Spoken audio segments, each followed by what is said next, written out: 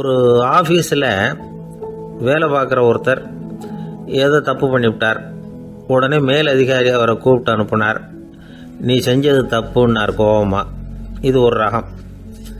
சில அதிகாரிகள் இப்படி நீங்கள் செஞ்சது தப்புன்னு சொல்கிறதில்ல, நீங்கள் செஞ்சது சரி அப்படின்னு சொல்கிறதில்ல.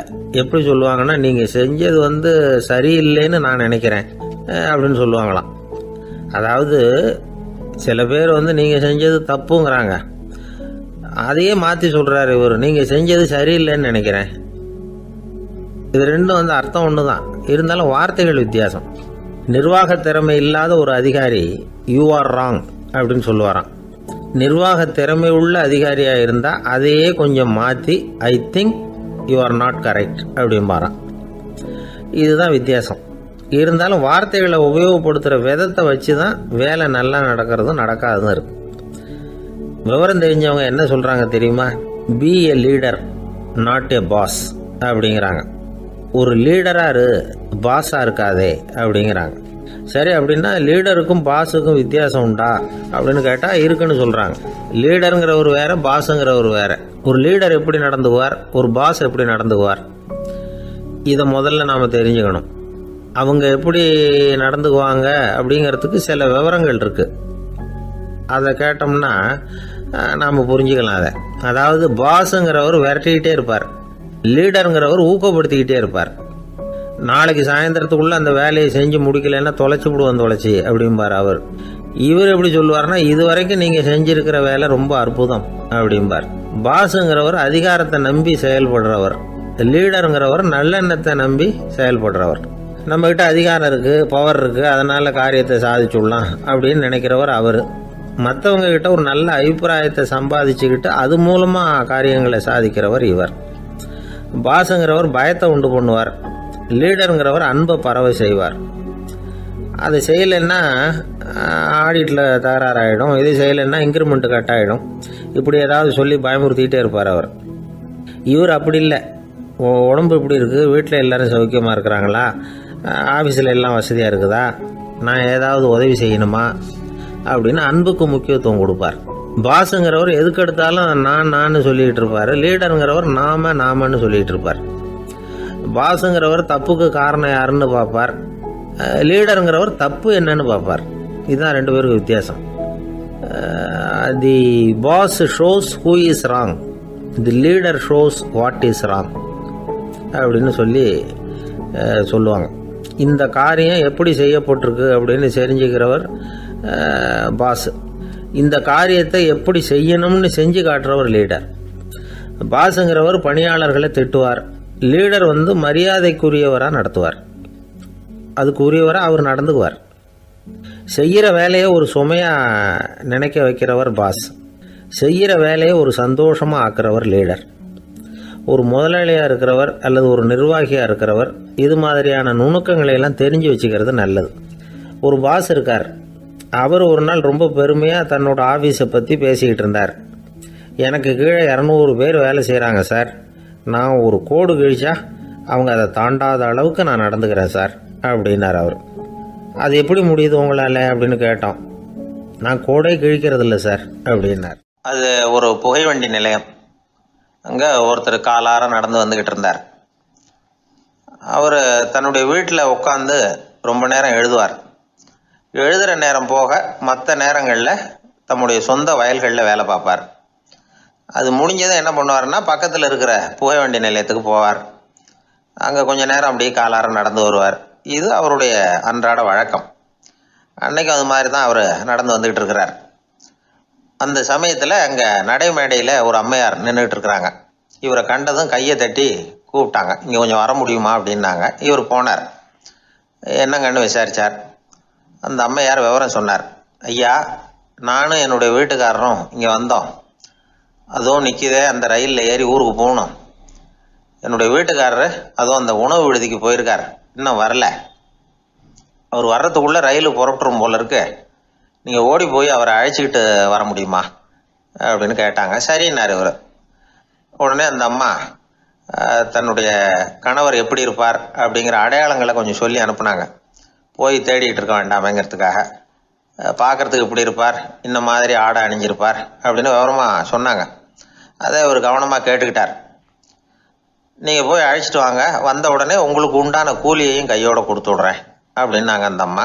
இவர் போனார். அந்த அம்மா சொன்ன அடையாளங்களை வச்சு அவர் வீட்டுக்காரரை கையோட கூட்டிகிட்டு வந்துட்டார். கொண்டுட்டு வந்து அந்த அம்மா கிட்ட ஒப்படைச்சார். உடனே அவரும் ஏற்கனவே சொன்ன பிரகாரம் அவருக்கான கூலி பணத்தையும் கொடுத்தாங்க. அவரும் எதுவும் மறுப்பு சொல்லாமல் அதை வாங்கிக்கிட்டார். வாங்கிக்கிட்டு திரும்பினார். அந்த சமயத்தில் எதிரில் வந்த ஒருத்தர் அவர் அடையாளம் கண்டுபிடிச்சிக்கிட்டார். அவங்க 2 பேரும் பேசிக்கிறது இவங்க காதில் விழுந்தது. அப்போ தான் இவங்களுக்கு அது புரிஞ்சுது.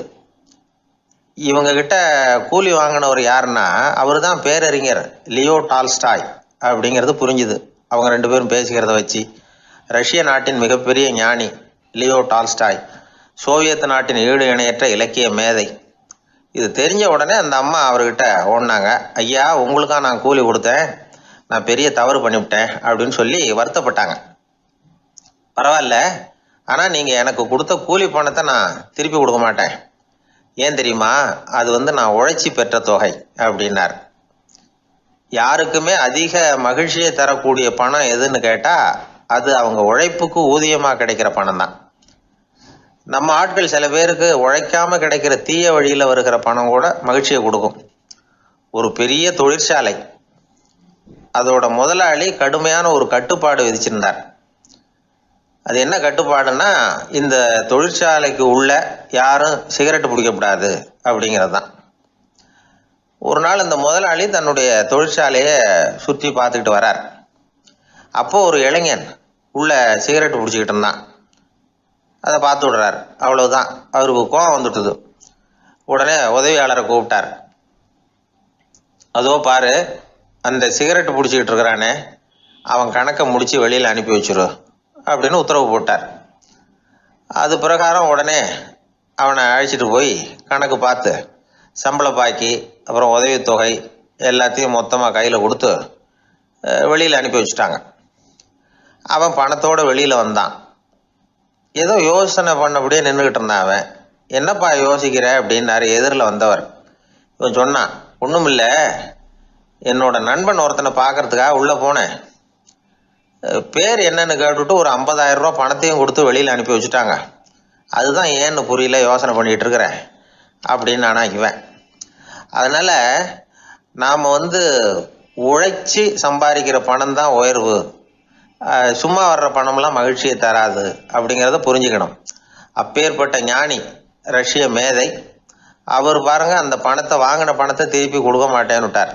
ஏன்னா அது உழைத்து பெற்ற தொகை, அதை நான் கொடுக்க மாட்டேன்னார். அதனால் நமக்கு செல்வம் சேர்க்கறது பெருசு இல்லை, அந்த சேருகிற செல்வம் நமக்கு மகிழ்ச்சியை கொடுக்கணும். அதுக்கு என்ன வழின்னா நாம் உழைத்து சம்பாதிக்கணும் அப்படிங்கிறத அதிலிருந்து புரிஞ்சிக்க வேண்டியது ரொம்ப அவசியம். அதனால் உழைப்போம் உயர்வோம், இதுதான் வெற்றியின் ரகசியம். ஒரு தடவை கலைவாணர் NS கிருஷ்ணன் பேராசிரியர் கல்கியை சந்தித்து பேசிக்கிட்டு இருந்தாராம். கலைவாணர் கல்கியை பார்த்து, எனக்கு கதை எழுத ஆசையாக இருக்குது, எப்படி எழுதுறதுன்னு கேட்டாராம். கதை எழுதுறதுக்கு 4 மை வேணும்னாராம் கல்கி. அப்படியா, அப்படின்னா என்னென்ன கலர் மை அப்படின்னு கேட்டிருக்காரு கலைவாணர் சிரிச்சுக்கிட்டே. நான் சொன்னது கலர் மை இல்லை, அது வேற மை. அதாவது கதை எழுதுறதுக்கு தேவைப்படுகிற 4 மை எதுன்னா, 1 திறமை, 2 பேணாமை, 3வது தனிமை, 4வது பொறுமை அப்படின்னாராம். உடனே கலைவாணர், உங்கள் யோசனை அருமை அப்படின்னாராம். அதுதான் கலைவாணர். பொதுவாக எழுத்தாளர்கள் எழுதுகிற மாதிரி நடந்துக்கிறது இல்லை, ஆனால் கலைவாணர் என்ன சொல்லுவாரோ அதே மாதிரி நடந்துக்குவார். எல்லாருக்கும் எல்லாம் கிடைக்கணுங்கிற கருத்தை சினிமா படங்களில் வலியுறுத்துவார். அதே மாதிரி நடைமுறை வாழ்க்கையிலேயும் எல்லாருக்கும் எல்லாமும் கொடுப்பார். பணம், பதவி, புகழ் இப்படி எதுவுமே இல்லாத ஒரு சாதாரண மனுஷனாக இருந்தால் கூட இவர் மனுஷனுக்கு கொடுக்குற மரியாதையில் கொஞ்சமும் குறைச்சல் இருக்காது. இந்த குணம் சாதாரணமாக எல்லாருக்கும் இருக்கிறது இல்லை. அவர் சினிமா தியேட்டருக்கு போய் சினிமா பார்க்கறது வழக்கம். அவர் வந்திருக்கிறாருங்கிறது தெரிஞ்சால் போதும், வெளியில் பிச்சைக்காரங்க கூடிடுவாங்க. இது அவருக்கு தெரியும். வெளியில் நம்மளை நம்பி ஒரு கூட்டம் காத்துக்கிட்டு இருக்குமேன்னு நினைப்பார். உடனே ஒரு 100 ரூபா நோட்டை கொடுத்து சில்லறையாக மாற்றிட்டு வர சொல்லுவார். படம் முடிஞ்சு வெளியில் வர்றப்போ சில்லறையோடு வருவார். எல்லாருக்கிட்டையும் கொடுத்துருவார். ஏன்னா எல்லாரும் தேடிட்டு வருவாங்க அவரை. என்ன எல்லாரும் சௌக்கியமாக இருக்கிறீங்களா அப்படின்னு பிரியமாக விசாரிப்பார். ஏதோ ரொம்ப நெருங்கின சொந்தக்காரங்களை விசாரிக்கிறது மாதிரி விசாரிப்பார். தன்கிட்ட இருக்கிற சில்லறையை எல்லாருக்கும் சமமாக பிரித்து கொடுத்துட்டு தான் அங்கேருந்து புறப்படுவார். ஒரு நாள் அது மாதிரி புறப்படுற சமயத்தில் ஒரு சின்ன பையனுக்கு சில்லறை எதுவும் கிடைக்கல கொடுக்கறதுக்கு. இது கலைவாணருக்கு தெரியாது. காரில் ஏறி புறப்பட்டு போயிட்டார். அந்த பையன் காரை பிடிச்சிக்கிட்டு பின்னாடியே ஓடி சேர்ந்துருக்கிறான். ஐயா, நீங்களே இல்லைன்னு சொன்னால் நான் என்ன பண்ணுறது? இன்னைக்கு பட்னி தான், அம்மாவுக்கு வேற உடம்பு சரியில்லை அப்படின்னு கத்திக்கிட்டே ஓடியாந்தானா. கலைவாணர் கவனிச்சுட்டார். உடனே காரை நிறுத்த சொன்னார். இறங்கினார். அந்த சின்ன பையனை கட்டி பிடிச்சிக்கிட்டு என்னை மன்னிச்சுக்கப்பா, நான் கவனிக்காமல் வந்துட்டேன் அப்படின்னு சொல்லி அழ ஆரம்பிச்சிட்டாராம். இன்னொரு தடவை இதே மாதிரி ஒரு தியேட்டர்லேருந்து வெளியில் வந்திருக்கிறார். ஒரு ஆள் அவர்கிட்ட வந்து நின்றுருக்கார். அவர் கொடுக்கறதுக்கு இவர்கிட்ட பணம் இல்லை. பணம் இல்லையாப்பா அப்படின்னாராம். உங்ககிட்டே இல்லையா அப்படின்னாராம் அவர். கலைவாணருக்கு மனசு ரொம்ப சங்கடமாக போச்சு. உடனே புறப்பட்டு வீட்டுக்கு போனார். அங்கே இங்கே தேடி பார்த்து அங்கேருந்த கொஞ்சம் நெஞ்ச சில்லறையை எடுத்தார். காரு டிரைவரை கூப்பிட்டார்.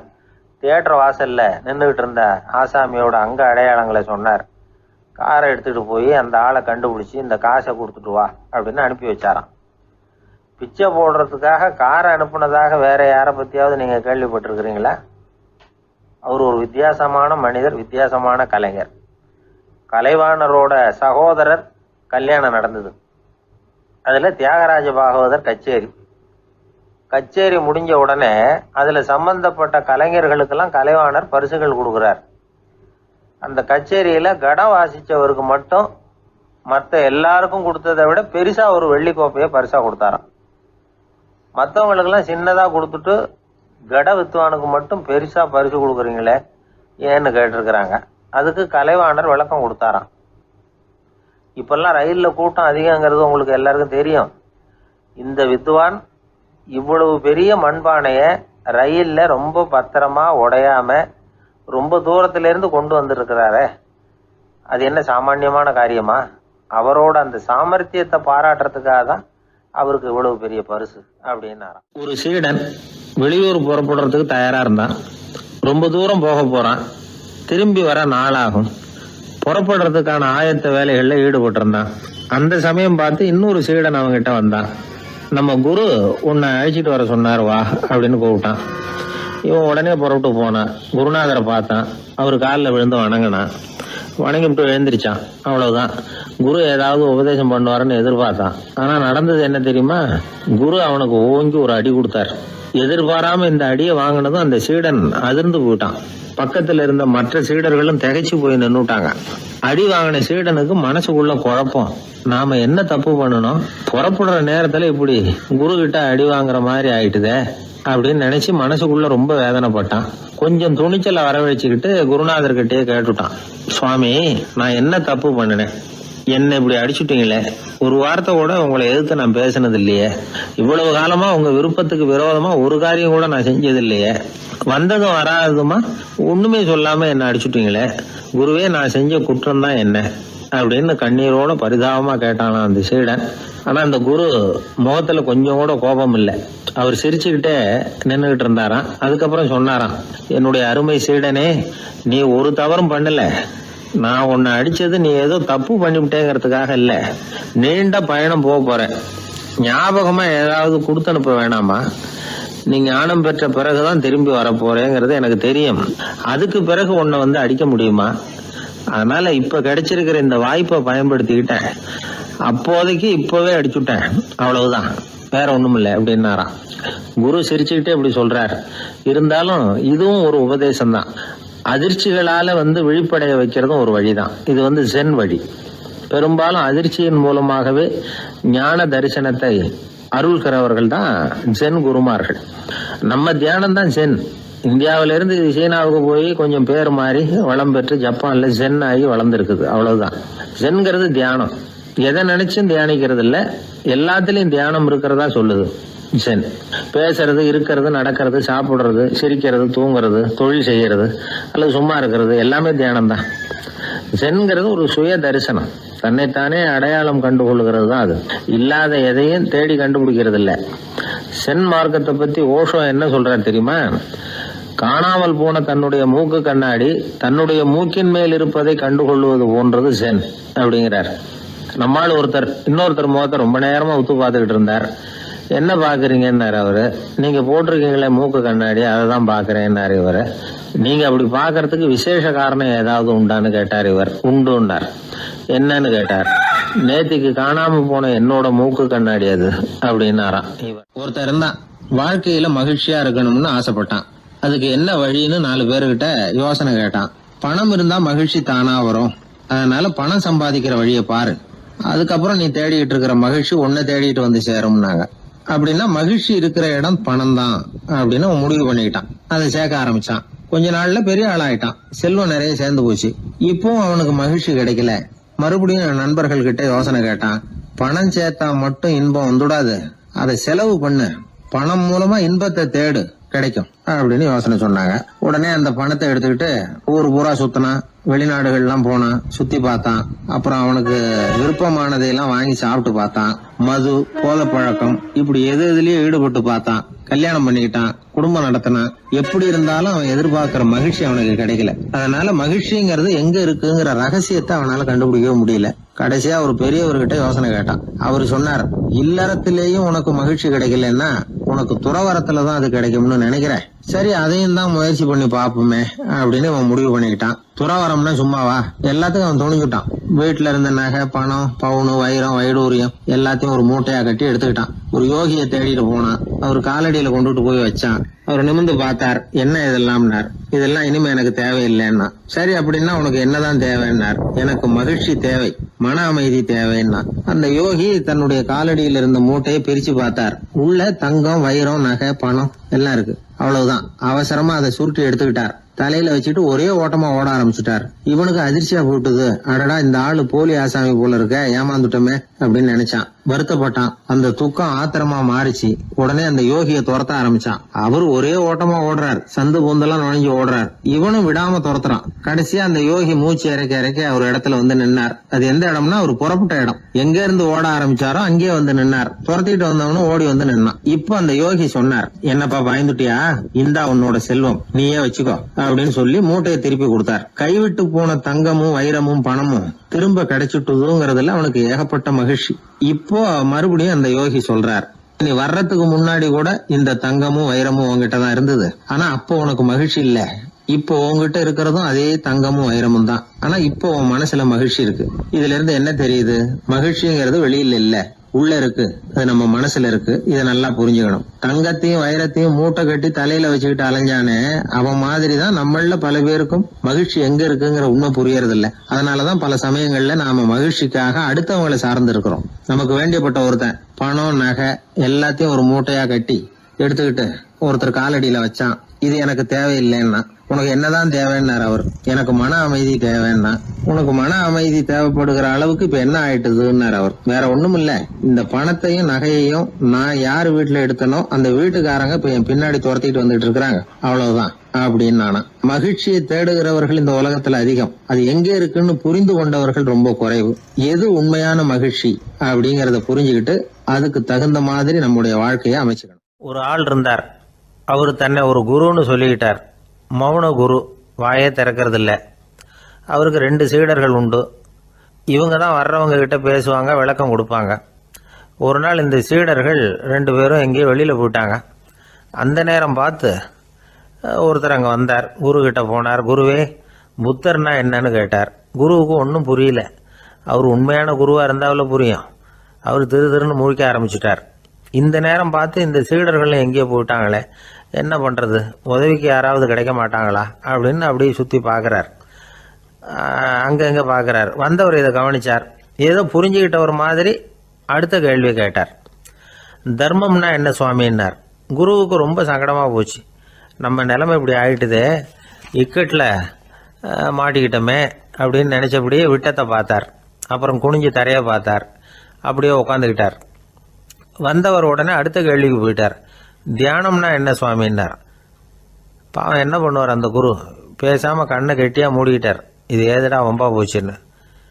இவர் இப்படி பண்ணால் கூட வந்தவர் சளைக்கல. இன்னொரு கேள்வியும் கேட்டார். ஆசீர்வாதம்னா என்ன அப்படின்னார். இவர் பார்த்தார், இப்படியே போனால் இவர் கேள்வி கேட்குறத நிறுத்த மாட்டார் அப்படின்னு நினச்சிக்கிட்டு எனக்கு ஒன்றுமே தெரியாதுங்கிற பாவனையில் 2 கையையும் விரித்து காட்டினார். வந்தவர் முகத்தில் மகிழ்ச்சி, மன நிறைவு, ஏதோ எல்லாம் புரிஞ்சுக்கிட்ட ஒரு மாதிரி அங்கேருந்து புறப்பட்டு போனார். வழியில் அந்த குருவோட சீடர்கள் 2 பேரையும் சந்தித்தார். உங்கள் குருவை தான் பார்த்துட்டு வரேன்னார் இவர். என்ன நடந்ததுன்னு கேட்டாங்க. இவர் விவரமாக சொல்கிறார். உங்கள் குரு எவ்வளவு பெரிய ஞானி தெரியுமா?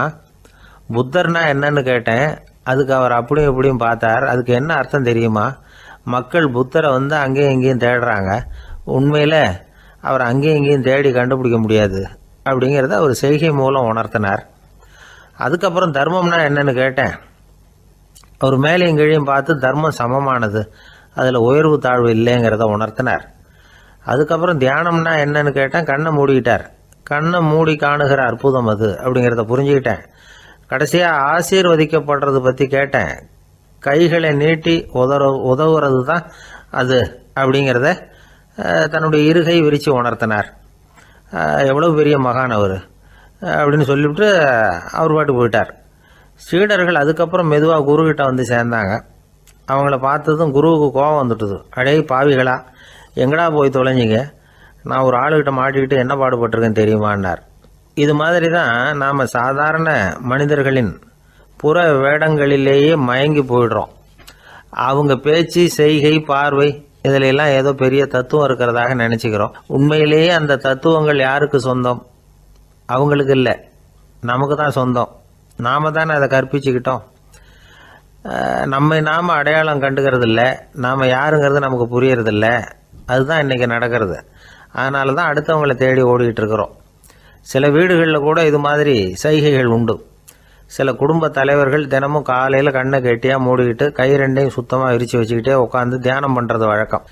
எதுக்காக அப்படி பண்ணுறீங்கன்னு ஒருத்தரை பார்த்து கேட்டேன்.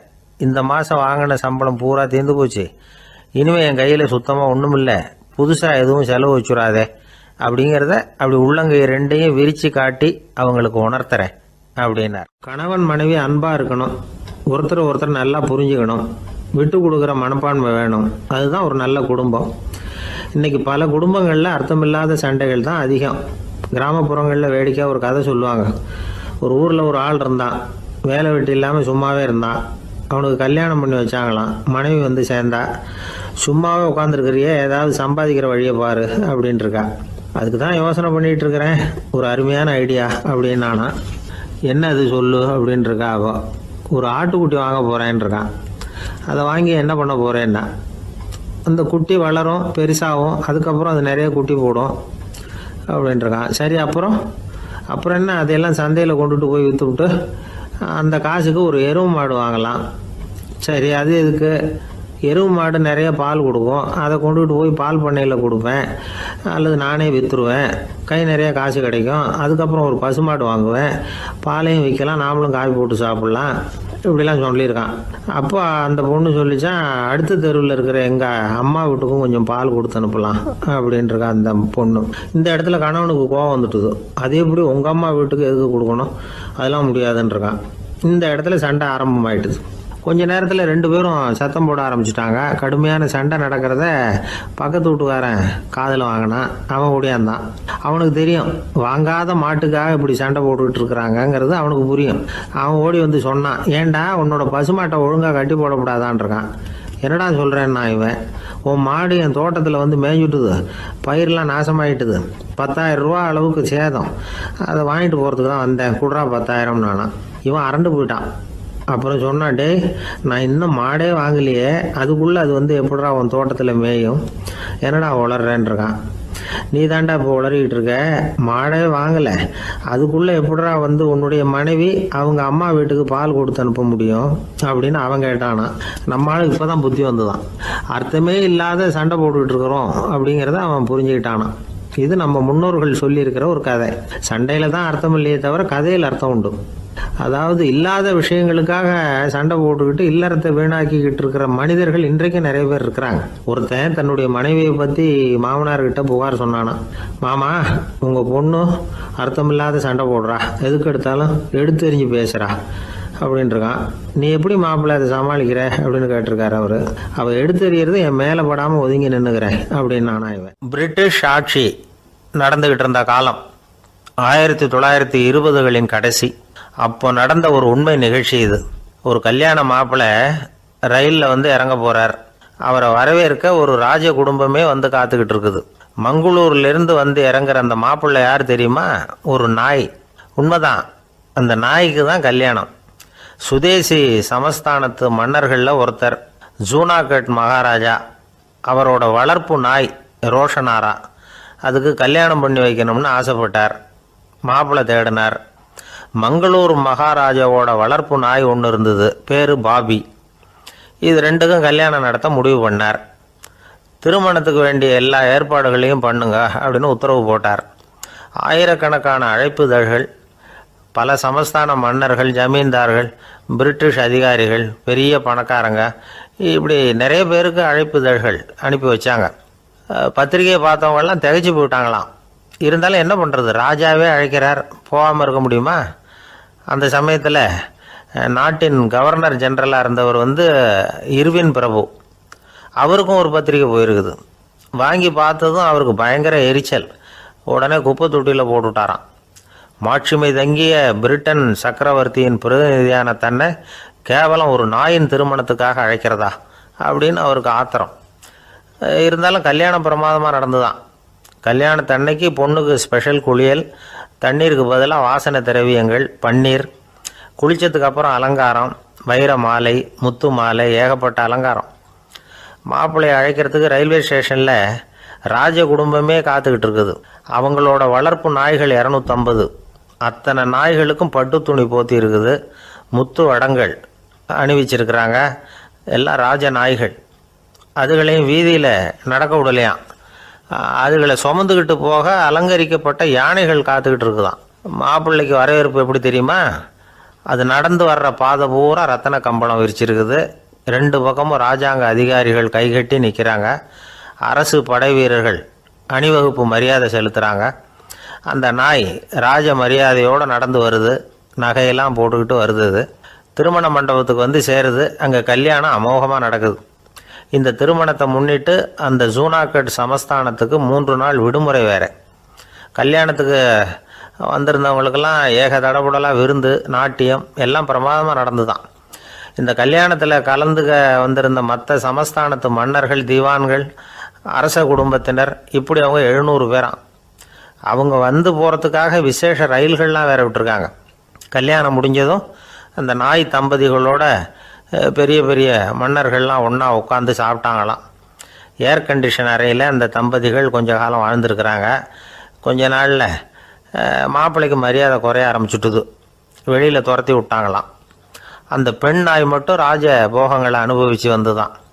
இந்த கல்யாணத்தை பார்த்துட்டு தொடர்ந்து மற்ற சமஸ்தானத்து மன்னர்களும் நாய் திருமணங்கள் நடத்த ஆரம்பிச்சுட்டாங்களாம். இது உண்மையில் நடந்திருக்குது. இப்படி அது இருக்கட்டும். இப்போ நம்ம கதைக்கு வருவோம். ஒரு ராஜாவுக்கு ரொம்ப நாள் கழித்து ஒரு குழந்தை பிறந்து தான். அரண்மனை ஜோசியரை கூப்பிட்டுருக்கார் ராஜா. ஜோசியரே, என் மகன் வருங்காலத்தில் சிறந்த வாள் வீரனாக வரணும்னு ஆசைப்படுறேன், வருவானாங்கிறத கொஞ்சம் பார்த்து சொல்லுங்களேன் அப்படின்னாராம். ஜோசியர் சொன்னார், மன்னா, உங்கள் புள்ள வாள் வீரனாக வர்றது கஷ்டம். ஆனால் அவரும் உங்களை மாதிரியே நாய்க்குட்டிகள் பேரில் பிரியமாக இருப்பார். அதுகளுக்கு கல்யாணமும் பண்ணி வைப்பார் அப்படின்னாராம். அது எப்படி கண்டுபிடிச்சிங்க அப்படின்னு கேட்டிருக்கார் ராஜா. அரசே, உங்கள் பிள்ளைக்கு வாள் மேலே உள்ள பிரியத்தை காட்டிலும் நாய் மேலே உள்ள பிரியம் அதிகங்கிறதுக்கான அறிகுறி இப்போவே தெரியுது. நல்லா கவனித்து பாருங்கள். அவர் வாழ்னு கத்துறாரு அப்படின்னாரு. கவனித்து பார்த்துட்டு அப்படி எனக்கு காதில் விழலையே அப்படின்னாராம் மன்னர். அதனால தான் சொன்னேன், அவர் கத்துறது வாழ்னு கத்தலை, வள்ளுன்னு கத்திக்கிட்டு இருக்கார், அதனால தான் அப்படி சொன்னேன் அப்படின்னாராம் அரண்மனை ஜோசியர். 21ஆம் வருஷம் செப்டம்பர் மாதம் 22ஆம் தேதி மதுரை மேலமாசி வீதியில் உள்ள ஒரு வீடு. அங்கே அன்னைக்கு நடந்த ஒரு அற்புத நிகழ்ச்சி பின்னாடி உலக மக்களையெல்லாம் ஆச்சரியப்பட வச்சுது. இந்திய வரலாற்றிலேயே அது ஒரு முக்கியமான நிகழ்ச்சி. உலக மக்கள் கவனமெல்லாம் காந்திஜியின் பக்கம் திரும்புறதுக்கு காரணமாக இருந்த நிகழ்ச்சி அது. கதர் துணி பிரச்சாரத்துக்காக காந்திஜி மதுரைக்கு வந்திருந்தார். சென்னை துணி வணிகர் சங்கத்தின் துணைத் தலைவர் ஒருத்தர் இருந்தார், ராம்ஜி கல்யாண் சேட்ஜி. அவருடைய வீடு மதுரை மேலமாசி வீதியில் இருந்தது. அந்த வீட்டில் தான் காந்திஜி தங்கியிருந்தார். அப்போது வயலுக்கு போகிற உழவர்கள்லாம் சின்ன சின்ன துண்டை இடுப்பில் கட்டிக்கிட்டு கலப்பையை தூக்கிக்கிட்டு தெருவில் நடந்து போகிறத கவனித்தார். ஏற்கனவே சேலத்துக்கு தெற்க பல பகுதிகளில் ஆண்களும் பெண்களும் அரைகுறை ஆடைகளோடு உழைச்சிக்கிட்டு இருக்கிறத கண்ணால் கண்டிருக்கிறார் அவர். இந்தியரின் சராசரி உடை இவ்வளவு தான் அப்படிங்கிறத புரிஞ்சுக்கிட்டார். மனசை இன்னும் பண்ணியிருக்குது. ராத்திரி பூரா அதை பற்றியே யோசனை. 22/9/21 வியாழக்கிழமை காலையில் காந்திஜி எழுந்திருக்கிறார். அவர் கூட தங்கியிருந்தவங்களையெல்லாம் பார்த்து சொன்னார், இன்னையிலேருந்து அறையில் முழு அகலத்துண்டு தான் கட்டுவேன். குளிர் அதிகமாக உள்ள காலங்களில் மட்டும் போர்வை ஒன்றும் உபயோகப்படுத்துவேன். மற்றபடி மேலங்கியோ குல்லாவோ எதுவும் போட்டுக்க மாட்டேன். தற்காலிகமாக இந்த ஏற்பாட்டை 1 மாதத்துக்கு ஏற்றுக்குவேன். அதுக்கு பிறகு உசிதம் போல் எண்ணி பார்த்து முடிவு பண்ணுவேன் அப்படின்னார். அவருடைய குரல் உறுதியாக இருந்துதான். உடனே செயலில் இறங்கினார். தம்முடைய 10 முழ வேட்டி, மேலங்கி, உள் சட்டை, குல்லா எல்லாத்தையும் களைஞ்சார். வேட்டியிலிருந்து ஒரு 4 முழ துணியை எடுத்துக்கிட்டார். இதுக்கு உதவி செஞ்சவர் அன்னைக்கு விருதுநகரில் பிரபல தொண்டராக இருந்த பழனிக்குமார பிள்ளை. வெட்டி எடுத்த துண்டை நீள வாக்கில் ரெட்டையாக மடித்தார். அதை இடுப்பில் துண்டு மாதிரி கட்டிக்கிட்டார். தலையில் சின்ன உச்சி குடுமி, அறையில் சின்ன துண்டு. அண்ணல் காந்தி ஆண்டி கோலத்தில் காட்சி அளிக்கிறார். கூட இருந்தவங்கள பார்த்து காரைக்குடிக்கு புறப்படலாமே அப்படின்னார். அவர் நண்பர்களும் சீடர்களும் திகைச்சு போய் நிற்கிறாங்க. இந்த விரதம் நிரந்தரமாக ஆகிடுமோங்கிற பயம் அவங்களுக்கு. எப்படியோ இந்த விவரம் ராஜாஜிக்கும் அன்னைக்கு பிரபலமாக விளங்கின தேசபக்தர் டாக்டர் டிஎஸ்எஸ் ராஜனுக்கும் எட்டுச்சு. உடனே 2 பேரும் ஓடி வந்தாங்க. வேண்டாமே இந்த கோலம் அப்படின்னாங்க. காந்திஜி தன்னுடைய முடிவில் உறுதியாக இருந்தார். ராஜாஜி என்னென்னமோ வாதமெல்லாம் பண்ணி பார்த்தார். உங்களுடைய வாதத்துக்கு என்னால் பதில் சொல்ல முடியல, இருந்தாலும் நான் செய்கிறது தான் சரிங்கிறதுல எனக்கு சந்தேகம் இல்லை. இன்னைக்கு அதிகாலை 3 மணி இருக்கும். நான் ஓரளவு விழிச்சுக்கிட்டேன். அதாவது உறக்கமும் விழிப்புமா இருந்த நிலையில் எனக்கு இந்த எண்ணம் உண்டாச்சு. இது என்னுடைய அந்தராத்மாவின் ஆணை, அதை என்னால் மீற முடியாது அப்படின்னு சொல்லிவிட்டாராம் காந்திஜி. கதர் பிரச்சாரத்துக்காக காரைக்குடிக்கு கிளம்பினார். வாசலில் 4 மோட்டார் வண்டிகள் காத்துக்கிட்டு இருந்தது. வீதியில் 2 பக்கமும் ஜனங்கள். காந்திஜி இடுப்பு துணியோடு மோட்டார் வண்டியில் ஏறினார். நண்பர்களும் சீடர்களும் மக்களும் உடல் சிலிர்க்க அந்த காட்சியை பார்க்குறாங்க. மோட்டார் வண்டி நகர ஆரம்பிக்குது. எப்பேற்பட்ட காட்சி அது! சுக்கநாத பெருமானியே கூலி ஆளாக்கிய அப்படி ஆக்கி மண் சுமக்க வச்ச மதுரை இல்லையா, அந்த மதுரை தான் காந்திஜி துறவி கோலம் கொள்றதுக்கும் காரணமாக இருந்திருக்குது. இது இன்னைக்கு எத்தனை பேருக்கு தெரியும்? ஒரு தடவை காந்திஜி நேருவும் சுற்றுப்பயணம் செஞ்சாங்களாம். ஒரு இடத்துல நடந்து போயிட்டு இருக்கிறாங்க. குறுக்க ஒரு வாய்க்கால். நேரு என்ன பண்ணார் தெரியுமா? தன்னுடைய இளமை துடிப்பை காட்டுறதுக்காக கொஞ்சம் தூரம் பின்னாடி போய் அங்கேருந்து வேகமாக ஓடி வந்து அந்த வாய்க்காலை தாண்டினாராம். காந்திஜி அப்படி பண்ணலை.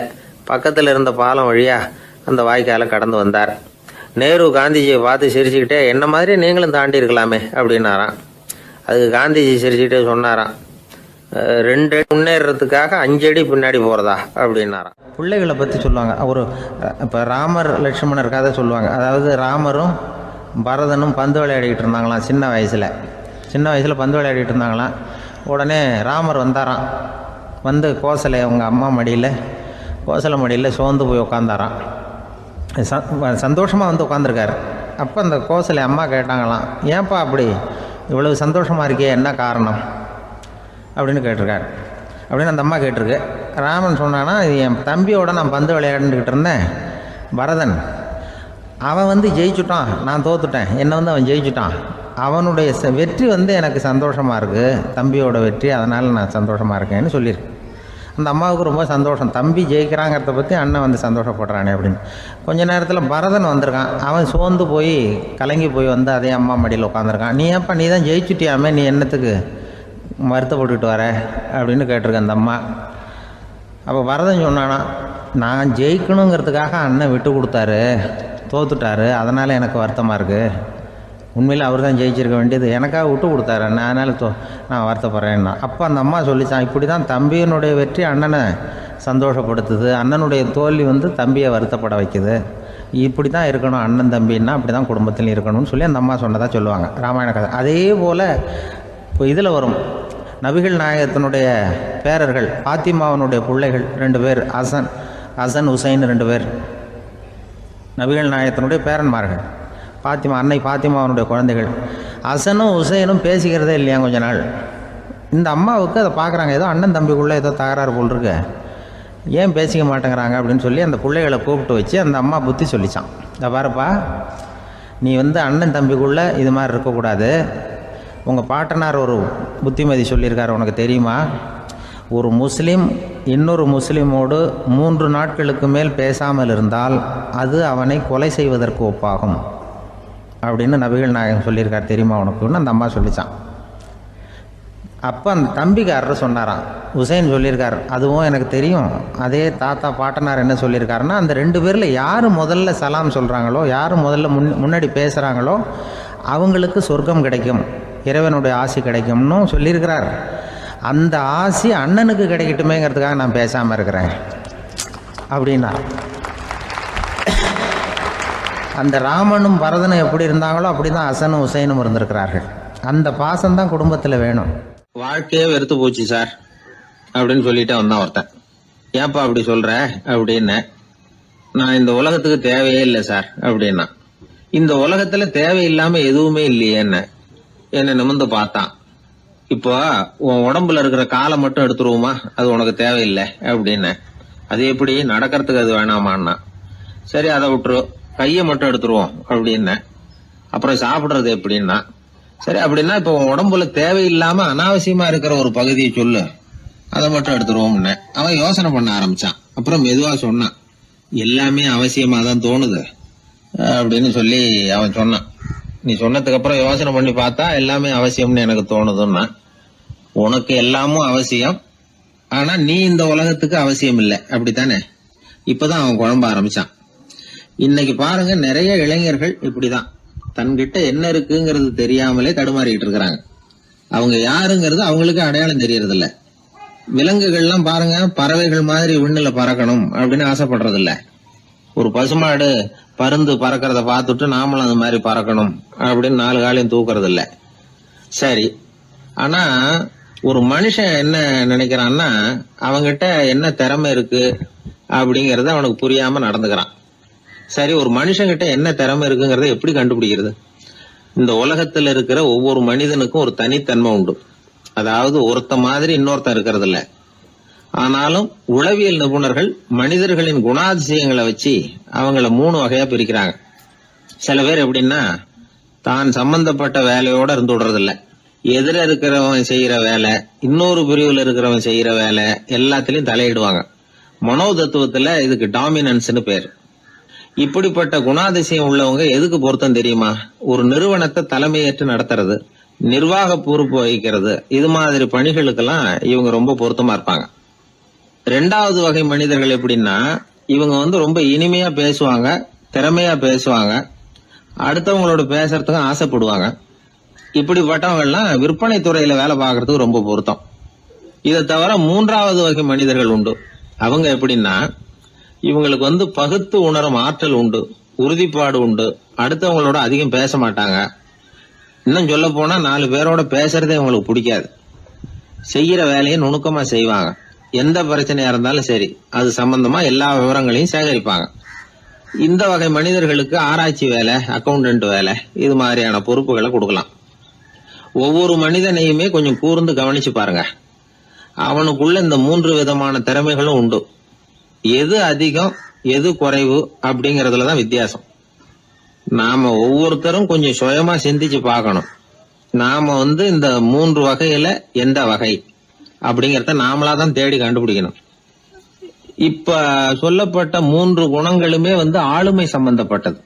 இதுல ஒருத்தருடைய இயல்பு, திறமை இதெல்லாம் அடங்காது. இதெல்லாம் தனி. இதையெல்லாம் யார் நினைச்சாலும் முறையா பயிற்சிகள் மூலமா வளர்த்துக்கலாம். இப்ப திறமைய பயிற்சி மூலமா நம்ம வளர்த்துக்கலாம், இயல்பு இதையெல்லாம் வளர்த்துக்கலாம். முன்னாடி சொன்னது மாதிரி நாம எந்த வகையான ஆசாமிங்கிறத புரிஞ்சுக்கிட்டு அதுக்கு தகுந்த மாதிரி ஒரு வேலையை தேடிக்கிட்டோம்னா வாழ்க்கை நல்ல விதமா அமையும். அதுக்கப்புறம் நான் இந்த உலகத்துக்கு தேவையில்லை அப்படின்னு சொல்லிட்டு இருக்க வேண்டிய அவசியம் வராது. அதனால நம்முடைய குணம் என்ன, நாம எப்படிப்பட்டவர் அப்படிங்கறத அடிப்படையில தெரிஞ்சுக்கிட்டு அதுக்கு தகுந்த மாதிரி ஒரு தொழிலை வாழ்க்கையில தெரிஞ்சுக்கிறது, ஏற்றுக்கிறது நல்லது. இப்போ ஒரு அக்கௌண்டன்ட் வேலைக்கு இன்டர்வியூ நடந்தது. ஒருத்தர் வந்தார். அந்த நேர்காணல்ல அவர்கிட்ட ஒரு கேள்வி கேட்டாங்க. ஏன்னா அவர் வந்திருக்கிறது இந்த ரொம்ப கணக்கு சம்பந்தப்பட்ட வேலை, அக்கௌண்டன்ட் வேலை.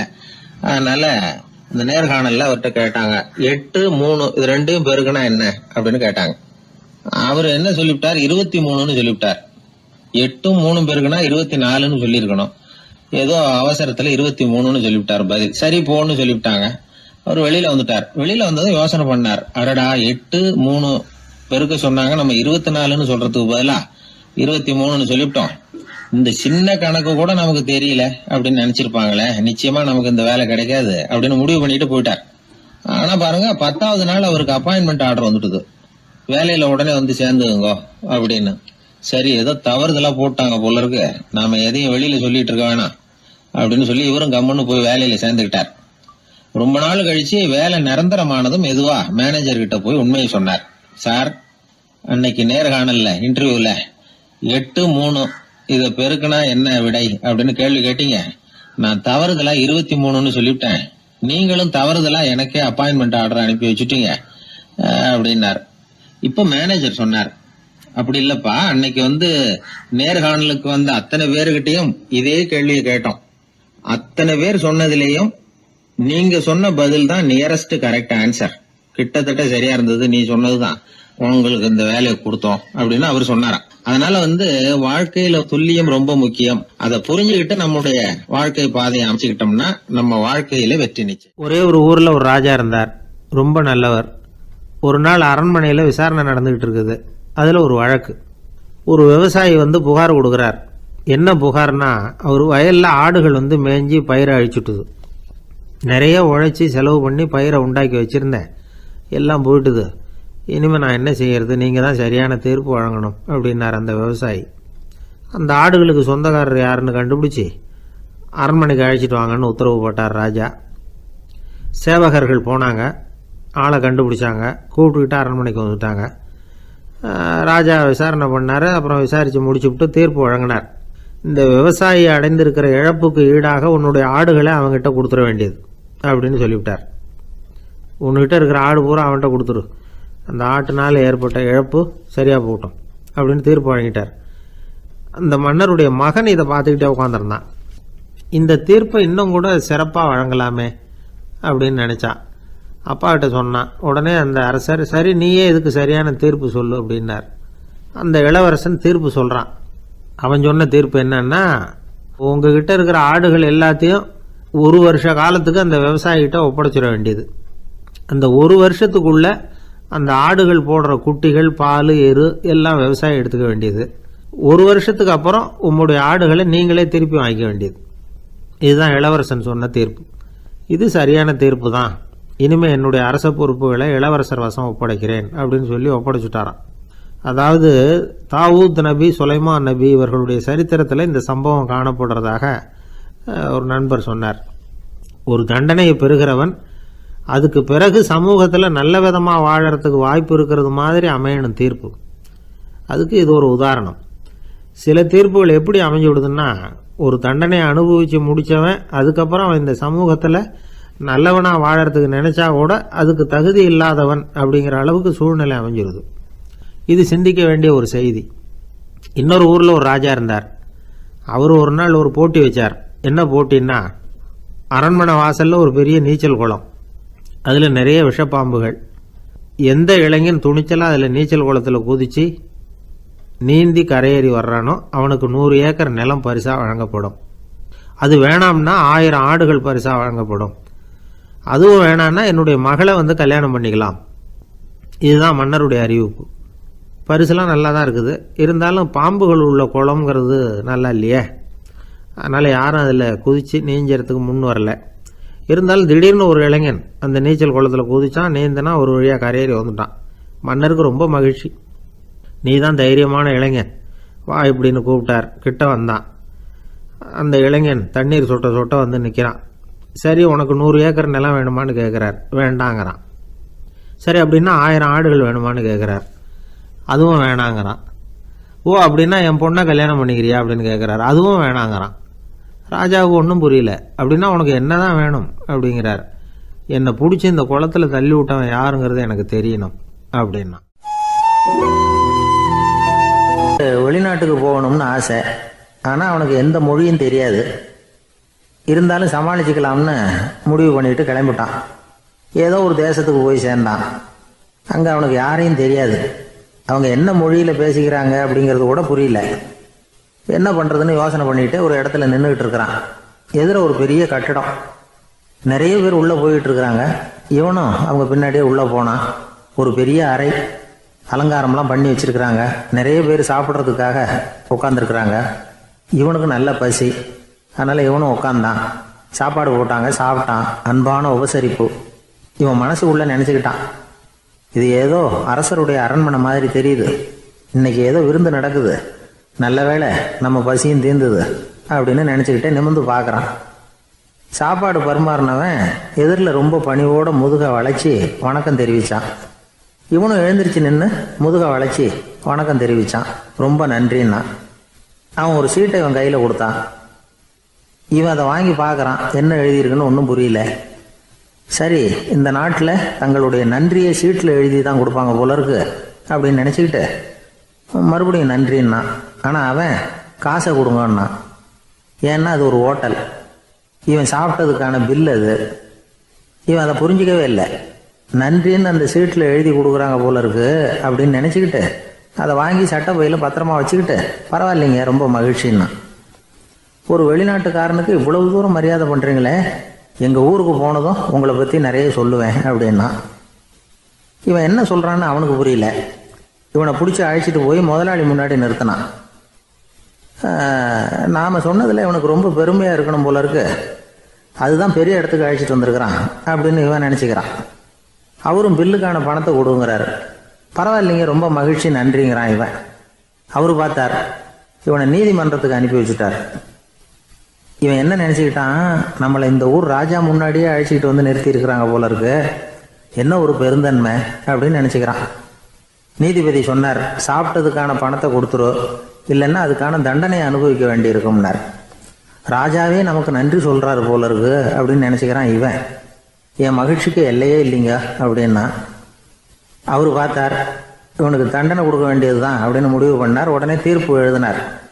இவனை கழுதையில் பின்புறமாக உட்கார வைங்க, இவன் ஒரு மோசடிக்காரன் அப்படின்னு ஒரு போர்டு எழுதி அவன் கழுத்தில் மாட்டுங்க, அப்புறம் அந்த கழுதையை ஊர் பூரா விரட்டுங்க அப்படின்னார். இவனுக்கு தான் மொழி புரியலையே, ஏதோ நடக்குது அப்படிங்கிறது மட்டும் புரியுது. எல்லாரும் சேர்ந்து இவனை ஒரு கழுதை மேலே உட்கார வச்சாங்க. ஓஹோ, நம்மளை பாராட்டி ஒரு ஊர்வலம் நடத்துகிறாங்க போல இருக்கு அப்படின்னு நினச்சிக்கிறான் இவன். எல்லாரும் சத்தம் போட்டுக்கிட்டே கையை தட்டிக்கிட்டு கழுதை பின்னாடி ஓடி வர்றாங்க. இவனுக்கு ரொம்ப உற்சாகமாக இருக்குது. எல்லாருக்கும் கை கூப்பி வணக்கம் சொல்லிக்கிட்டே போகிறான். கூட்டத்தில் திடீர்னு ஒரு தெரிஞ்ச முகம் தெரியுது. அவனுடைய தேசத்தை சேர்ந்த ஒரு ஆள் அவன். அவனை பார்த்ததும் இவனுக்கு ரொம்ப உற்சாகம். நம்ம ஊருக்கு போனதும் இங்கே நமக்கு கிடைச்ச மரியாதையெல்லாம் உண்மைதான்னு சொல்கிறதுக்கு ஒரு சாட்சியும் கிடைச்சிட்டுது அப்படின்னு நினச்சிக்கிறான். அவனை பார்த்து கத்தனான், நல்லா பார்த்துக்க, இந்த ஊர் மக்கள் எனக்கு எப்படிப்பட்ட வரவேற்பு கொடுக்குறாங்கங்கிறத நல்லா கவனிச்சுக்கோ அப்படிங்கிறான். அவனுக்கு அவமானமாக போட்டுது. தலையை குனிஞ்சுக்கிட்டே நழுவி போயிட்டான். இவன் பார்த்தான், அவன் தலை தெரியல. ஆகா, அவனுக்கு நம்ம மேலே பொறாமை போல இருக்கு, அதனால தான் காணாமல் போயிட்டான் அப்படின்னு நினச்சிக்கிறான். இப்படி ஒரு வேடிக்கை கதையை பெரியவங்க சொல்கிறது உண்டு. கதை வேடிக்கையாக இருந்தாலும் இதில் உள்ள கருத்து என்ன தெரியுமா? அந்த கழுதை மேலே உட்காந்துருக்கிறானே, அது மாதிரி தான் நாமளும் அகங்காரங்கிற கழுதை மேலே உட்காந்துக்கிட்டு இருக்கோமா. நாமளும் கிட்டத்தட்ட அதே மாதிரி பிரம்மையில் தான் இருக்கிறோமா. என்ன நடக்குதுங்கிறதே புரியறதில்ல. அகங்காரத்தில் பேசுகிறவனுக்கும் சித்த சுவாதீனம் இல்லாமல் பேசுகிறவனுக்கும் அதிக வித்தியாசம் இருக்கிறதில்ல. அது மாதிரி ஒருத்தன் தன்னுடைய வீட்டை சுற்றி சேற்றை வாரி இறைச்சிக்கிட்டு இருந்தானா. அந்த வழியாக வந்த ஒரு பெரியவர் அதை பார்த்துருக்கார். என்னப்பா பண்ணிகிட்டு இருக்கிற அப்படின்னு கேட்டாராம். கழுதைகளை விரட்டிக்கிட்டு இருக்கிறேன் அப்படின்னானா. இங்கே கழுதைகளே காணுமே அப்படின்னாரான் அவர். அதுதான் ஏற்கனவே விரட்டி விட்டனே அப்படின்னானா இவன். ஆஃபீஸை முடிஞ்சு வீட்டுக்கு போகிற சமயத்தில் ஒருத்தர் கடைக்கு போய் ஸ்வீட் வாங்கினார். சரி, வீட்டுக்கு பிள்ளைங்களுக்கு தான் வாங்கிட்டு போகிறார் அப்படின்னு மற்றவங்க நினச்சாங்க. அவர் அப்படி செய்யல. அந்த இடத்துலையே பொட்டலத்தை பிரித்தார். திருட மாதிரி அப்படியே சுற்றி ஒரு தரம் பார்த்துக்கிட்டார். யாரும் தெரிஞ்சவங்க இல்லைங்கிறத முடிவு பண்ணிவிட்டு அவசரமாக அதை அப்படியே போட்டு முழுகிவிட்டு கையை தொடச்சிக்கிட்டு நல்ல பிள்ளை மாதிரி நடந்து போக ஆரம்பிச்சிட்டார். அவர் யாருன்னா, அவரோட பிரச்சனை எல்லாருக்கும் தெரியாது, சில பேருக்கு தான் தெரியும். அதாவது அவர் உடம்பில் சர்க்கரை இருக்குதுன்னு டாக்டர் சொல்லிவிட்டாராம். அதனால் வீட்டில் சர்க்கரையே இவர் கண்ணில் காட்டுறதில்ல. அதனால் இவர் யார் கண்ணிலையும் படாமல் இப்படிப்பட்ட வேலைகள்லாம் செய்கிறது வழக்கம். யாருக்கும் தெரியாமல் இப்படி ஸ்வீட்டை வாங்கி சாப்பிட்டுட்டு அவர் பாட்டுக்கு போயிடுறது. இப்படிப்பட்டவங்களுக்கெல்லாம் கொஞ்சம் ஆறுதலான தகவல் இன்றைக்கி. அது என்னென்னா, நாம் சாப்பிட்ற சர்க்கரைக்கும் நம்ம உடம்பில் உள்ள சில கோளாறுகளுக்கும் அப்படி என்ன தான் சம்மந்தம் இருக்குது. இதை பற்றி சமீபத்தில் சில ஆராய்ச்சிகள்லாம் நடந்திருக்குது. ஏன்னா சர்க்கரைன்னாவே விஷம் மாதிரி அதை பார்க்குறவங்களும் சில பேர் உண்டு. சின்ன பிள்ளைங்களுக்கு வயத்தில் பூச்சி உண்டாகிறதுலேருந்து பெரியவங்களுக்கு நீரிழிவு வர்ற வரைக்கும் எல்லாத்துக்கும் சர்க்கரை தான் காரணம்னு சொல்லிகிட்டு இருக்கிறோம். ஆனால் அந்த அளவுக்கு பயப்பட வேண்டிய அவசியம் இல்லை அப்படின்னு சொல்கிறாங்க. சர்க்கரை வியாதி, இருதய நோய், பித்த நீர்ப்பை நோய், இதெல்லாம் சில நோய்கள்லாம் நாம் சாப்பிட்ற சர்க்கரைக்கும் தொடர்பு இருக்குன்னு நினைக்கிறோம். ஆனால் அப்படி சம்பந்தம் உண்டுங்கிறதுக்கு போதுமான அளவுக்கு ஆதாரம் இல்லை அப்படிங்கிறாங்க ஆராய்ச்சியாளர்கள். ஒரே ஒரு சம்பந்தம் தான் உறுதியாக இருக்குதான். அதுவும் இந்த பல் சிதைவு அப்படின்னு இருக்கு இல்லையா, அந்த சர்க்கரை சாப்பிட்றதுக்கும் இந்த பல் சிதைவுக்கும் சம்பந்தம் இருக்குது அப்படிங்கிறத மட்டும் உறுதியாக சொல்கிறாங்க. சர்க்கரைன்னா நாம் சாப்பிட்ற ஜீனி மட்டும் இல்லை, பழம், காய்கறி, பால், தேன், இப்படி எல்லாத்துலேயும் அது இருக்குது.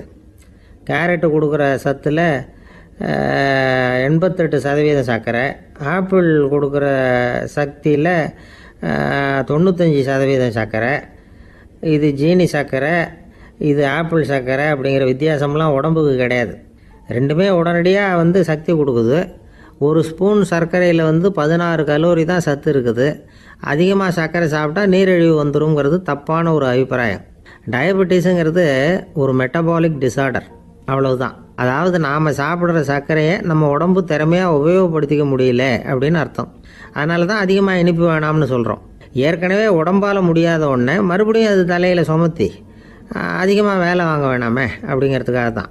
ஆகாரத்தில் அதிகமாக சர்க்கரை இருந்தால் அதனால் உடனே சர்க்கரை வியாதி வந்துடும்ங்கிறதுக்கு விஞ்ஞான ரீதியாக போதுமான ஆதாரம் இல்லை. அதனால் எப்போவாவது அதிகமாக ஸ்வீட்டு சாப்பிட்டுட்டா ஐயோ அதிகமாக சாப்பிட்டோமோ, என்ன பண்ண போகுது தெரியலையே அப்படின்னு நினச்சி மனசை போட்டு குழப்பிக்க வேண்டியதில்லை. பொதுவாக எதுவுமே அதிகமாக வேண்டாம், எல்லாம் சீராக இருந்தால் போதும். நீரிழிவுங்கிறது புதுசாக வந்துட்ட ஒரு நோய் இல்லை, ரொம்ப காலமாகவே இருக்கிற ஒன்று தான். நம்ம முன்னோர்கள் இதை மதுமேகம் அப்படின்னு சொல்லுவாங்க. அதை கட்டுப்படுத்துறதுக்கு அவங்களே சில வழிமுறையை சொல்லி வச்சுருக்கிறாங்க. அது என்னென்னா வேறு ஒன்றும் இல்லை, இந்த பாவக்காய், முள்ளங்கி, அருகம்புல், அவ்வளவுதான். வெள்ளை முள்ளங்கி இருக்குல்ல, அதை வாரத்துக்கு 3 நாள் சாப்பிட்டுக்கிட்டு வாங்க. நூலுக்கோல் ரொம்ப நல்லது. இல்லைன்னா முள்ளங்கி சாறு 1 ounce சாப்பிட்டுட்டு வரலாம். ரத்தத்தில் சேர்கிற சர்க்கரை அளவு இதெல்லாம் கட்டுப்படுத்துது. சிறுநீரில் காணப்படுகிற சர்க்கரை அளவையும் சமநிலைப்படுத்துது. தினமும் ஆகாரத்தில் கோதுமை, கேழ்வரகு, வெந்தயம், கருவேப்பிலை, சோயாபீன்ஸ் எது கிடைக்குதோ சேர்த்துக்கலாம். இப்படிலாம் செஞ்சுக்கிட்டு வந்தால் அப்புறம் வீட்டுக்கு தெரியாமல் கடையில் போய் நின்றுக்கிட்டு ஸ்வீட் வாங்கி திருட்டுத்தனமாக சாப்பிட வேண்டிய அவசியமே உங்களுக்கு வராது. 2 ஆசாமிகள் கடற்கரையில் உட்காந்து சாவகாசமாக பேசிக்கிட்டு இருந்தாங்களாம். ஒருத்தர் சொன்னார், இன்னொருத்தருக்கு தெரியாமல் ஸ்வீட்டு சாப்பிட்றதே எப்பவும் இடைஞ்சல் தான் சார். நேற்றுக்கு பாருங்கள், அப்படி தான் சாப்பிட்டுக்கிட்டு இருந்தேன், வீட்டுக்காரி கண்ணில் போட்டுவிட்டுது, அதுக்கப்புறம் ஒரே ரகலையாக போச்சு அப்படின்னாரா. எனக்கு கூட அப்படி தான் சார் ஆகிட்டுது, ஒரே ரகலை அப்படின்னாரா இன்னொருத்தர். நீங்கள் சாப்பிட்டதும் உங்கள் வீட்டுக்காரங்க கண்ணில் போட்டுவிட்டுதா சார் அப்படின்னு கேட்டிருக்காரு இவர். அதுக்கு அவர் சொன்னாராம், அப்படி இல்லை சார், கடைக்காரர் கண்ணில் போட்டுவிட்டுதோ, நான் அவருக்கு தெரியாமல் அந்த ஸ்வீட்டை அவர் கடையிலேருந்து எடுத்திருந்தேன் அப்படின்னு விளக்கம் கொடுத்தாராம் இந்த ஆள். ஒரே ஒரு ஊரில் ஒரு பாதிரியார் இருந்தார். ரொம்ப நாள் சந்தோஷமாக வாழ்ந்தார். ஒரு நாள் அவர் மடத்து சமையல் அறையில் பாத்திரங்களை கழுவி துலக்கி சுத்தப்படுத்திக்கிட்டு இருந்தார். அந்த சமயத்தில் ஒரு தேவதூதன் அவர் முன்னாடி நின்னான். இவர் நிமிர்ந்து பார்த்தார். ஆண்டவர் என்னை உங்ககிட்ட அனுப்பியிருக்கிறார், பரலோகத்தில் வாசம் செய்யறதுக்கு உங்களுக்கு நேரம் வந்துட்டுது அப்படின்னு அந்த ஆள். ஆண்டவருக்கு என்னோட ஞாபகம் வந்ததுக்கு நன்றி. ஆனாலும் இப்போ இங்கே நீயே பாரு, எவ்வளவு பாண்டங்கள் பாக்கி இருக்கு, இவ்வளவையும் நான் சுத்தப்படுத்த வேண்டியிருக்கு. நான் நன்றி கெட்டவனாக இருக்க விரும்பலை. இந்த பணியை முடிக்கிற வரைக்கும் என்னுடைய பரலோக வாழ்வை தள்ளி வைக்க முடியுமா, நீ என்ன நினைக்கிற அப்படின்னு கேட்டார். தேவதூதன் தனக்கே உரிய விவேகத்தோட அன்போட பாதிரியாரை பார்த்தான். சரி, என்ன செய்யலாம்ங்கிறத அப்புறம் சொல்கிறேன் அப்படின்னு சொல்லிவிட்டு புறப்பட்டு போயிட்டான். ஒரு நாள் அந்த பாதிரியார் தோட்டத்தில் உள்ள களைகளை எல்லாம் ஒரு களை கொத்தியால் கொத்தி களை எடுத்துக்கிட்டு இருக்கிறார். அந்த சமயத்தில் இந்த தேவதூதன் மறுபடியும் அவர் முன்னாடி நிற்கிறான். பாதிரியார் பார்த்தார். இதை பாரு, இந்த தோட்டம் பூராவும் எவ்வளவு களை மண்டி கிடக்கு, பரலோகம் கொஞ்ச காலம் எனக்காக பொறுத்திருக்கலாம்னு நீ நினைக்கிறியா அப்படின்னு கேட்டார். தேவதூதன் சிரிச்சுக்கிட்டே மறுபடியும் மறைஞ்சிட்டான். மறுபடியும் அவர் களை எடுக்கிறது, தானிய களஞ்சியத்துக்கு வர்ணம் பூசுறது, இப்படிப்பட்ட வேலைகளில் ஈடுபட்டிருக்கார். இன்னொரு நாள் ஒரு மருத்துவமனையில் நோயாளிகளை கவனிச்சுக்கிட்டு ரொம்ப தீவிரமாக இருக்கிறார் அந்த பாதிரியார். ஒரு நோயாளியோட தாகத்துக்கு தண்ணீர் கொடுத்துட்டு நிமிர்ந்து பார்க்குறப்போ தேவதூதன் மறுபடியும் அவர் முன்னாடி வந்து நிற்கிறான். இந்த தடவை பாதிரியார் தன்னலமற்றவராக பேரன்பை காட்டக்கூடிய வகையில் தன்னுடைய 2 கைகளையும் உயர்த்தியபடி தேவதூதனின் கவனத்தை வந்து பிணியால் வாடக்கூடிய நோயாளிகளின் பக்கம் திருப்பினாராம். தேவதூதன் ஒன்றும் சொல்லலை, மறைஞ்சிட்டான். அன்னைக்கு சாயந்தரம் பாதிரியார் வந்து மடத்தில் உள்ள தன்னுடைய அறைக்கு போய் இளைப்பாறினார். யோசிச்சு பார்த்தார். தேவதூதனையும் தேவதூதனின் விருப்பத்தையும் பல நாள் தள்ளி போட்டு வந்ததையும் அவர் ரொம்ப நினச்சி பார்த்தார். திடீர்னு தான் வந்து முதுமை அடைகிறதையும் சோர்வு அடைகிறதையும் உணர்ந்தார். ஆண்டவரை நினைச்சார். ஆண்டவரே, உம்முடைய தூதனை மறுபடியும் என்கிட்ட அனுப்புனா நான் சந்திக்கிறதுக்கு ஆவலாக இருக்கேன் அப்படின்னு சொல்கிறப்பவே தேவதூதன் பக்கத்தில் வந்து நின்னான். பாதிரியார் நிமிர்ந்து பார்த்தார். நீ இப்போவே என்னை அழைச்சிக்கிட்டு போக விரும்பினா நான் பரலோகத்துக்கு வர்றதுக்கு தயாராக இருக்கேன்னார்.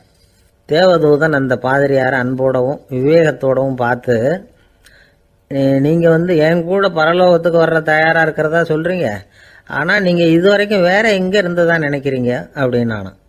அப்படின்னா இதுவரைக்கும் இருந்த இடம் தான் பரலோகம் அப்படிங்கிறத உணர்த்தியிருக்கிறான். பரலோகம்னா என்னென்னு புரிஞ்சுக்கிறதுக்கு இந்த சம்பவம் நமக்கு உதவியாக இருக்குது. தொண்டு செய்கிறத விட பெரிய செயல் வேற எதுவும் இருக்க முடியாது.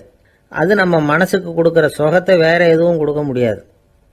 நாம் தொண்டு செய்கிற இடம் தான் அந்த புண்ணிய இடம். ஆனால் இந்த காலத்துல எல்லாம் நாம் வந்து தொண்டு செய்யணும்னு நினச்சி ஏதாவது ஆரம்பித்தா கூட அதை ஒரு மாதிரியாக சுற்றி நின்று வேடிக்கை பார்க்க ஆரம்பிச்சிடுறாங்க. ஒரு பெரியவர் அப்படித்தான் ஒரு தொண்டு செஞ்சுக்கிட்டு இருந்தார். ஒரு கோவில் கட்டிக்கிட்டு இருந்தாங்க. அதில் ஒரு இடத்துல ஒரு பலகையை வச்சு ஆணி அடிக்கிற வேலையை செஞ்சுக்கிட்டு இருந்தார் அந்த பெரியவர். ஒரு சின்ன பையன் அதை ரொம்ப ஊக்கமாக அக்கறையாக கவனிச்சுக்கிட்டு இருந்தான். பெரியவர் இதை கவனித்தார். என்னப்பா பார்க்குற, உனக்கும் இது மாதிரி தொண்டு செய்யணும்னு ஆசையாக இருக்கா அப்படின்னு கேட்டார். அதுக்கு அந்த பையன் சொல்கிறான், அப்படி இல்லைங்க, நீங்கள் ஆணி அடிக்கிறப்போ கையில் சுத்தியால் அடிச்சுக்கிட்டா எப்படி துடிப்பீங்க எப்படி கத்துவீங்கன்னு தெரிஞ்சுக்கிறதுக்காக அதை பார்க்கணும்னு ஆசை, அதுக்காக தான் காத்துக்கிட்டு இருக்கேன் அப்படின்னு நான். ஒரு ஊரில் ஒரு பெரிய செல்வந்தர் இருந்தார். பணத்துக்கு பஞ்சம் இல்லை. அதனால் இந்த உலகத்தில் முடியாத காரியம் எதுவும் இல்லைன்னு நினச்சார். பணம் இருந்தாலே அந்த நினப்பு தானாக வந்துடும். அதனால் இவரும் அப்படி நினச்சதில் ஒன்றும் தப்பு இல்லை. அந்த ஊருக்கு குருநானக் ஒரு தடவை வந்தார். அவருக்கு இந்த செல்வந்தர் ரொம்ப பிரமாதமாக ஒரு வரவேற்பு கொடுத்தார். ஊர் எல்லையிலேயே எங்கள் வீட்டுக்கு வந்து விருந்து சாப்பிட்டுட்டு போகணும்னு கேட்டுக்கிட்டார். அவரும் சரின்னு ஒத்துக்கிட்டார். உடனே தன்னுடைய பங்களாவில் ஒரு பெரிய விருந்துக்கு ஏற்பாடு பண்ணார். குருநானக்கை அழைச்சிட்டு வீட்டுக்கு போனார். உட்கார வச்சார். ஐயா, நான் இந்த ஊர்லேயே ரொம்ப பெரிய வசதி உள்ளவன். என்னால் எல்லாம் முடியும். உங்களுக்காக நான் என்ன செய்யணும்னு சொல்லுங்கள். எதுவாக இருந்தாலும் பரவாயில்ல, எவ்வளவு செலவானாலும் பரவாயில்ல, என்னால் செய்ய முடியும். என்ன செய்யணும்னு சொல்லுங்கள், அது போதும், நான் செய்கிறேன் அப்படின்னு நான் ரொம்ப பணிவா. இதை கேட்டதும் குருநானக் சிந்திச்சார் கொஞ்ச நேரம். அதுக்கப்புறம் தன்னோட சட்டை பைக்குள்ளே கையை விட்டு ஒரு பழைய ஊசி ஒன்று எடுத்தார். அந்த செல்வந்தர்கிட்ட கொடுத்தார். இதை பாருங்க, இவ்வளவு தூரம் நீங்கள் கேட்கறதுனால சொல்கிறேன். எனக்கு நீங்கள் செய்ய வேண்டிய உதவி இதுதான்னார். ஊசியை கையில் வாங்கிக்கிட்டு இதை என்ன செய்யணும்னு சொல்லுங்க அப்படின்னார் அவர். நீங்கள் செய்ய வேண்டியது என்னென்னா, இந்த ஊசியை பத்திரமா வச்சிருக்கணும். நாம் 2 பேரும் இறந்து போனதுக்கு பின்னாடி இன்னொரு உலகத்தில் நாம் சந்திக்கக்கூடிய வாய்ப்பு இருக்குது. அப்போ இந்த ஊசியை என்கிட்ட கொண்டாந்து கொடுக்கணும். இதுதான் நீங்கள் எனக்காக செய்ய வேண்டிய உதவி அப்படின்னார் குருநானக் லேசாக சிரிச்சுக்கிட்டே. இதை கேட்ட உடனே இந்த பெரியவர் முழிக்க ஆரம்பிச்சிட்டார். அது எப்படிங்க, நான் சாகிறப்ப எப்படி இந்த ஊசியை எடுத்துக்கிட்டு இன்னொரு உலகத்துக்கு வர முடியும்னார். ஊசி மாதிரி ஒரு சின்ன பொருளை கூட இந்த உலகத்தை விட்டு நாம் போகிறப்ப எடுத்துகிட்டு போக முடியாதுங்கிறப்போ உங்களோட செல்வத்தையெல்லாம் எப்படி அங்கே எடுத்துகிட்டு வர போகிறீங்க அப்படின்னு கேட்டார் குருநானக். அதுக்கப்புறம் தான் அந்த பெரியவர் யோசிக்க ஆரம்பித்தாராம். குருநானக் சொல்கிறார், இதை பாருங்கள், நாம் செய்கிற நல்லது கெட்டது தான் கடைசி வரைக்கும் நம்ம கூட இருக்கும். அடுத்தவங்க நல்லா இருக்கணுங்கிறதுக்காக பொருளை செலவு செய்யணும். அப்படி செய்யலைன்னா எந்த பிரயோஜனமும் இல்லை அப்படின்னார். அதுக்கப்புறம் தான் அந்த செல்வந்தரின் அறிவு கண் திறந்து தான்.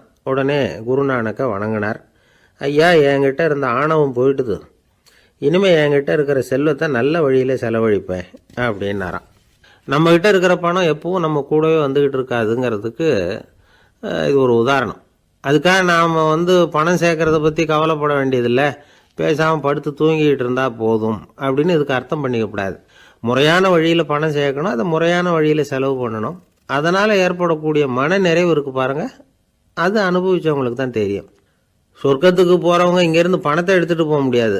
ஆனால் நம்ம செல்வத்தை இங்கே மற்றவங்களுக்கு பயன்பட செய்து அதனால் ஏற்படுற புண்ணியம் இருக்குது பாருங்கள், அதை எடுத்துகிட்டு போக முடியுமா. இதுதான் ஆன்மீகவாதிகள்லாம் சொல்கிற கருத்து. ஜான் நியூட்டன் ஒருத்தர், அவர் சொன்னார், நான் எப்போவாவது சொர்க்கத்துக்கு போய் சேர்ந்தேன்னா அங்கே 3 அதிசயங்களை பார்ப்பேன்னார். என்னன்னு கேட்டாங்க. நான் யார் யார் இருக்க மாட்டாங்கன்னு நினச்சிக்கிட்டு இருந்தானோ அவங்களில் சில பேர் அங்கே இருப்பாங்க, அது ஒரு பெரிய அதிசயம்னார். சரி, அடுத்தது என்ன? 2வது அதிசயம் என்னன்னா, அங்கே இருப்பாங்கன்னு நான் எதிர்பார்த்த சில பேர் அங்கே இருக்க மாட்டாங்க,